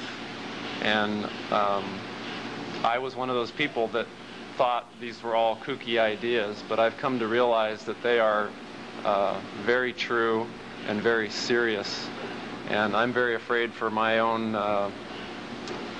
family, Americans' ability to make a living, to have a country that has a manufacturing base, to have a future. Our country is close to being destroyed economically through the banking and monetary system. And it's about time that people realize that they're being lied to, and they should start listening to people like Alex, because he is telling you the truth. I've checked it out. And then what happened when you tried to show this to your superiors? Well, there came a point when I realized that what I had to do was consolidate all of my evidence and facts into a central location. So I decided to write a report, and it's very similar to what I do in the Treasury Department, which was I'd investigate an allegation, I'd go out and interview witnesses, gather evidence, gather documents, follow the paper trail, and then summarize all that evidence and present a report to my superiors, which would either recommend that the person be prosecuted or recommend that the investigation be discontinued because there was not enough evidence to sustain a prosecution. So I put that evidence together, and I submitted it to my immediate superior, and I asked that it be submitted right up the chain to Commissioner Rosati. I realized that what I was doing was going to rock the boat quite a bit, but I also knew that I had checked every one of these facts out and was over 100% certain of my findings.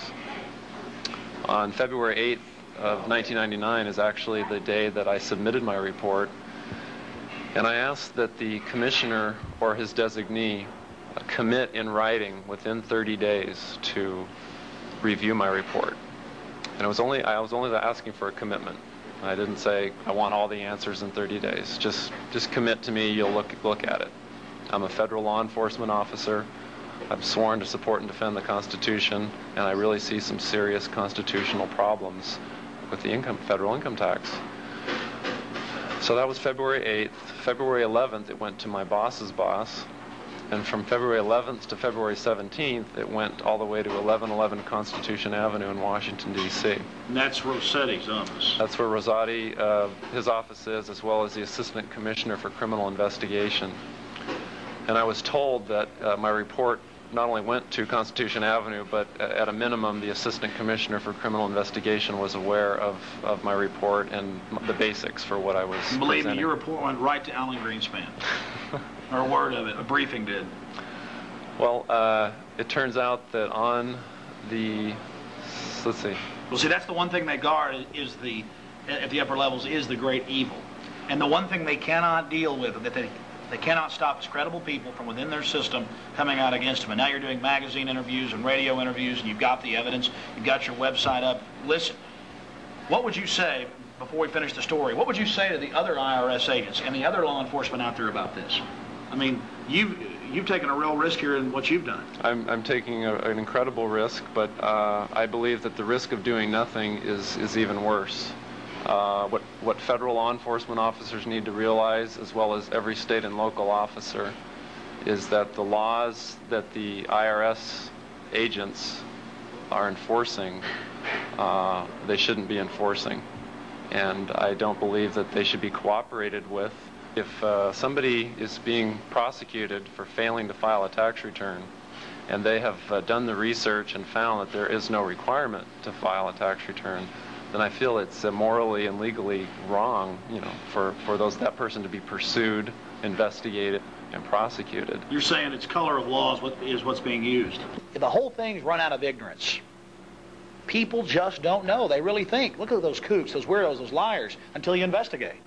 That's right, and I feel bad that I spent time thinking those things, but it was out of ignorance. And now that I've researched and found that a lot of those claims are actually true, my hope is that law enforcement people will start trusting the citizens more than they have, and the citizens, hopefully, when they see more law enforcement officers being honorable about these issues, will start to trust law enforcement again.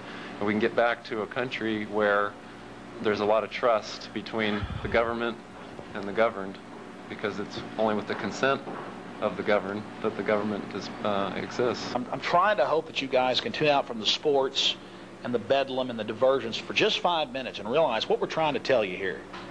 What we're trying to wake you up. I mean, this is some scary stuff. I mean, I'll pay taxes. I've said this 100 times. But my gosh, let it go to me and my family. Let it go to the country. Let it go to defense of this nation. Let it be honest and based in a strong, good nation. But if it's going to private banks and they feed it back into the cycle of slavery and there's no way to get out of this debt pit. In fact, as an accountant, Mr. Bannister, explain the whole debt pit.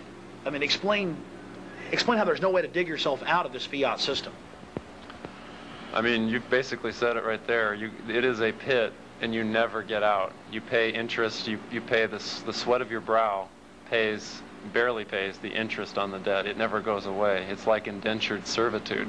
It's like indentured servitude. It's literally, as you work, you keep hoping for the day that debt is paid off and you are free. But it'll never come with the system as it stands. I mean, I remember agents going to so-called tax protester meetings, as you know, to get intelligence and find out what's going on. And I remember them coming back and laughing at, you know, the kooky stuff that they were talking about. And you know, so that was just the general feeling that had been inculcated into people's minds. And it took me a couple of years to find out. But it in fact... Now, that's right. You talked about D.V. Kidd and other writers and her pamphlets and the executive orders they listed and the laws, the case law. What happened that first time whenever you went to the law library?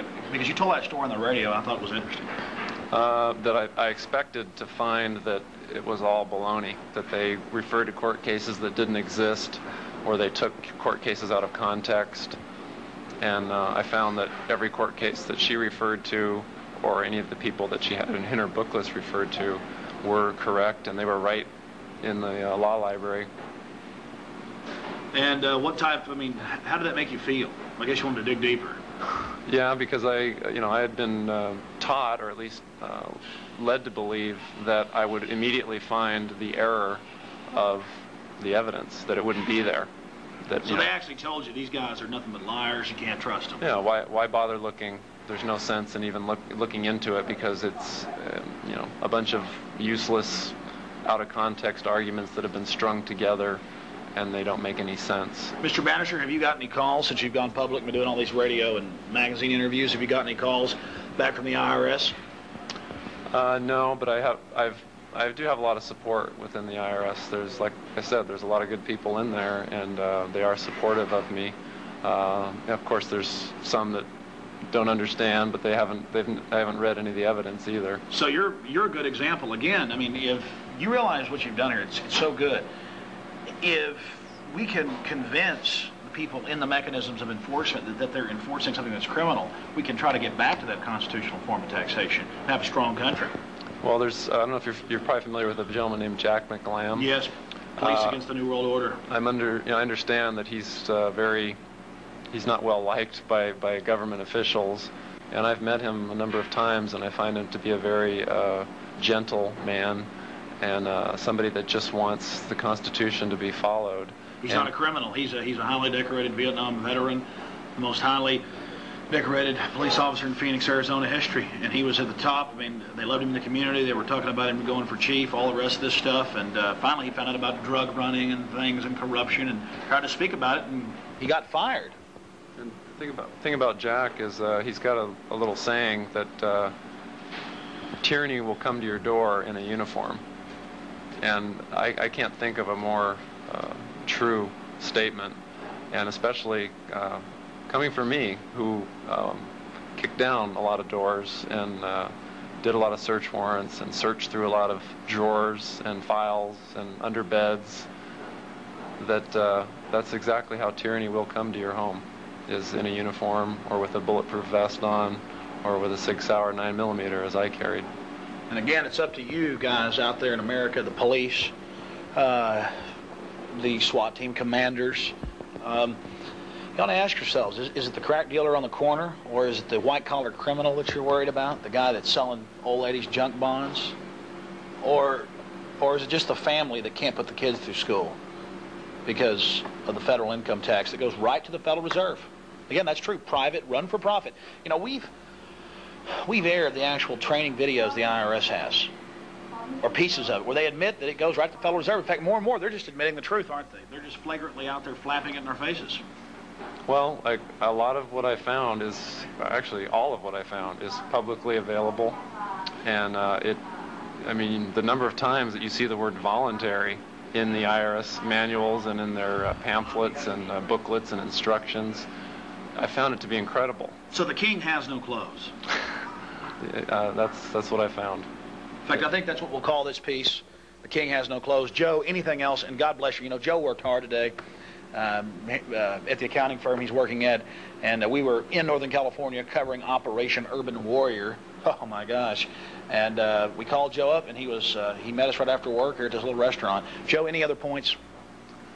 Again, just don't let people be painted with a broad brush where you're scared into not listening to what they have to say. D.V. Kidd, Bill Benson, Bill Conklin, Jack McLam, and many, many others are fine people, and they really have seen some very ugly underside of certain portions of our government. And I'm not anti-government. I'm not anti-tax. Alex is not. None of the people are. Yeah, they are anti-corruption, though, and I'm anti-corruption, and. Well, that's the sad part. You sit there and you try to talk about corruption, police running drugs, which we talked about, election fraud. Remember that at the county? And then it comes out it's true months after we bring it out and nothing's done. We're denied, being on the committee. We get called anti-government, black helicopter people, all the rest of this stuff. And it's only because, well, number one, I get a thrill out of standing up against corruption. I think that's the same thrill you got. I mean, it feels good, and I guess it did feel bad to find out that you've been led along. That's the reason I took the job. I could use my financial skills to find the fraud, to chase after the bad guys who don't actually get their fingers dirty with the crime. But the money ends up flowing, and you follow the money. The puppet masters that create the habit. And that's, you find who's running the show when you follow the money. Joe's got a website, and you can get all the information that was inside his brief that he wrote to his superiors, pretty much calling for a criminal investigation of the system. And what's your website again, Joe? The website is www.freedomabovefortune.com. That's all one word, freedomabovefortune.com. freedomabovefortune.com. And again, since we first interviewed Mr. Bannister, again, he's been in USA Today, C-SPAN, and as we're making this tape, 60 Minutes is getting ready to do a hit piece on him. And 3 other high-level criminal investigators from the IRS have quit, and the numbers are only growing of those that are leaving but not going public. The truth is out. Private banks run this country. They're building prison camps everywhere. They're building prisons everywhere. They're trying to push a move in the mainstream media to disarm the American people using incrementalism. We face total dehumanization. You now know the truth about the comprehensive annual financial reports and the fact that county, city, state, federal governments are creating giant armed compound empires against us. They own over 70% of the stock market, and they keep sucking the money back out of us that they create with fiat, stealing our labor, our homes, dumbing down our children. There's 80 million gun owners in this country. They're pushing right now to disarm us. We have to refuse to become disarmed serfs in this country, or the tyranny is going to get really bad. This so-called war on terrorism is really a war on free individuals, no matter whether you're black or white, young or old. This is a fight against dehumanization, ladies and gentlemen. Make copies of this tape. Spread this information. Check it out for yourself. We're telling you the truth. This is a giant battle for our republic. The elite wants everything for themselves. This is the fight for humanity. It's that serious. Thank you for watching. Now take action. Many hands make light work.